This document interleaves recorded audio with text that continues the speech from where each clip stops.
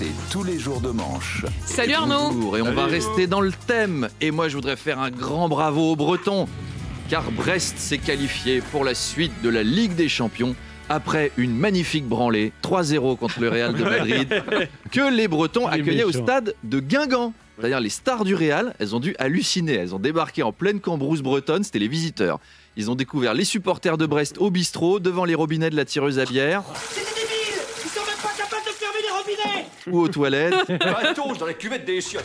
Ah, c'est rustique, hein, la Bretagne, c'est rustique. Si vous voulez voir le Real au Roudourou de Guingamp, c'est un peu comme voir Mélenchon au dîner du CRIF, quoi. C'est improbable. Improbable. Est-ce que vous savez d'où vient le nom de la ville de Guingamp, tiens ? Allez, un petit peu d'histoire. Car le nom Apolline vient d'une ancienne léproserie au XIe siècle. C'est-à-dire les bigoudaines demandaient aux lépreux comment protéger leurs mains des rigoureux hivers bretons. Et les lépreux ont répondu « On a besoin de Guingamp !» Et Guingamp était né. C'est beau l'histoire. C'est magnifique, Je suis on dirait Arthur Chevalier. du rire. On parle beaucoup, Arnaud, d'immigration cette semaine. Mardi, François Bayrou a évoqué une submersion migratoire. Bruno Retailleau veut durcir les conditions d'attribution des titres de séjour. Voilà, on est submergé par les migrants en ce moment. Moi, je vois avec ma femme à la maison, on a une fuite sous l'évier. J'ai 260 Tunisiens dans un seau, ça n'arrête pas. Allô, j'ai une submersion migratoire. Faut appeler un plombier polonais. Ah bah non, on va pas rajouter du problème au problème. À l'Élysée, c'est pareil, à l'Élysée, c'est la panique. Monsieur le Président, c'est une catastrophe, c'est la submersion. À la cave, il y a 30 cm de Mamadou à la cave. 30 cm de Mamadou ? Ah bon ? Je peux descendre voir. Vous pensez qu'on peut lui caresser le torse et lui ébouriffer les cheveux comme Kylian ou Teddy Riner ? Et vous l'avez dit, Apolline, car vous êtes journaliste, Bruno Retailleau veut durcir les conditions d'attribution des titres de séjour. Alors j'ai lu ça, il y a plein de nouveaux critères.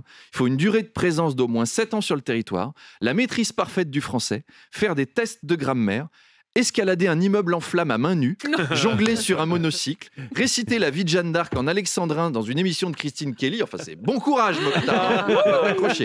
Alors évidemment, chez LFI, on est vent debout contre tout ça. C'est sûr qu'avec des tests de grammaire, la moitié des députés insoumis perdraient leur nationalité. Ça les arrange pas.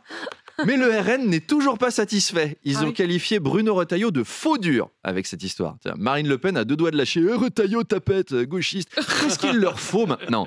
Retailleau, je veux dire, c'est pas non plus un altermondialiste en Sarwell qui vient te démarcher à la fête de l'UMA. Avez-vous signé la pétition pour la Abel libération d'Abel Chemoul? Vous voyez, ça, ce n'est pas Bruno Retailleau, par exemple.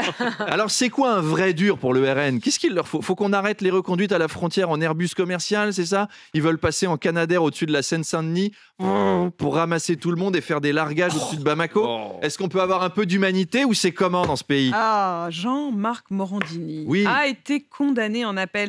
18 mois de prison avec sursis pour harcèlement sexuel. Oui, alors Jean-Marc Morandini se faisait passer pour une femme, Catherine Leclerc, directrice de casting, et contactait comme ça des adolescents pour solliciter des vidéos tout nus. Vincent Bolloré doit être enchanté. Il emploie un travesti wokiste LGBTQIA+, fan de Philippe Catherine. On est tous tout nus. Mais je comprends le trauma des adolescents, t'imagines ? Première expérience homosexuelle, c'est déjà pas facile à assumer. T'ouvres la porte et boum, Morandini avec une perruque et du rouge à lèvres qui t'ouvre en guêpière. Salut mon lapin, viens voir Catherine. Dis donc, t'es grand et bien musclé. C'est un coup à devenir hétéro, hein, ce truc-là. L'animateur reste sur CNews, la chaîne qui diffuse la messe en latin et nous fait la morale toute la journée. Mais je suis sûr que Morandini n'était pas comme ça avant d'arriver sur CNews. Moi, je pense que c'est à force de fréquenter des prêtres que... D'ailleurs, il a lancé ces derniers jours une émission sur les victimes de délinquants qui parle des victimes et de leurs agresseurs, qui s'appelle Victimes. Il va pouvoir s'interviewer lui-même, en fait. Bonjour et bienvenue dans Victime. Aujourd'hui, on va parler harcèlement sexuel et pour ça, je reçois Jean-Marc. Bonjour Jean-Marc. Bonjour Jean-Marc. Alors Jean-Marc, vous êtes un ancien prédateur sexuel et aujourd'hui vous animez une émission intitulée Morandini sur CNews et vous avez été condamné à 18 mois avec sursis. Exactement. Et dans Morandini, mon émission, on parlera de ces délinquants condamnés à du sursis qui ne font jamais leur peine. On le dénonce régulièrement sur notre chaîne. Et pour en parler, nous recevrons Jean-Marc Morandini, animateur de Victime sur CNews.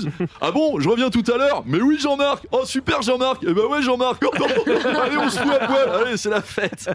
Allez, à demain. Deux manches pirates, le face-à-face. Salut Arnaud. Bonjour. Mon invité dans le face-à-face, oui, c'est un gendarme, c'est même un général, c'est le général Hubert Bonneau, directeur général de la gendarmerie nationale. Oh, ça claque ce matin, on a Bono quoi. C'est incroyable. Pas le même. J'étais comme un âne quand on m'a dit demain il y a Bono et tout. J'adore U2, j'étais à fond. Et puis non, après tu réalises que c'est le patron des gendarmes. Et là on change d'ambiance. Il va venir. Oh, des nudistes. Mais non, c'est Mathieu Béliard et Charles Magnin qui se refont le chignon. Donc.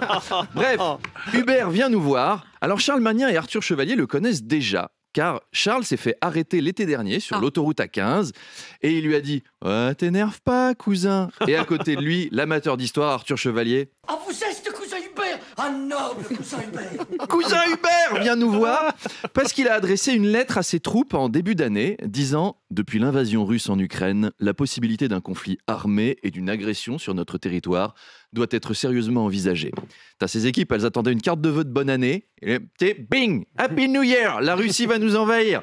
Hier, on avait Michel-Édouard Leclerc qui était optimiste pour 2025. Eh ben, Hubert Bono, pas lui, clairement.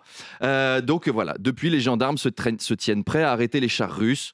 Bonjour monsieur, vous coupez le moteur de votre tank s'il vous plaît. Vous arrivez d'où comme ça? Mourmansk, c'est en Alsace? Allez, soufflez dans le ballon. Oh putain, 13 grammes. André, il a battu ton cousin qui est policier. Alors, tout ça suscite l'inquiétude chez les gendarmes, l'idée de se retrouver contre l'armée russe en corps à corps contre un Tchétchène qui compte 45 victoires par KO contre des ours bruns à main nue. C'est pas pareil qu'intervenir face à des campeurs bourrés comme ils font sur W9. Hein. Vous connaissez le truc. Ils vous protègent l'été, pour eux pas de vacances, ce sont les gendarmes de la banlieue d'Antibes. 22h30, le capitaine François est appelé par le gérant d'une boîte de nuit. 2 femmes se battent avec leurs talons hauts et l'une d'elles a percé le nichon en plastique de l'autre. Délinquance, silicone, David Guetta et armée russe, le quotidien des gendarmes, c'est avec Hubert Bono à 8h30.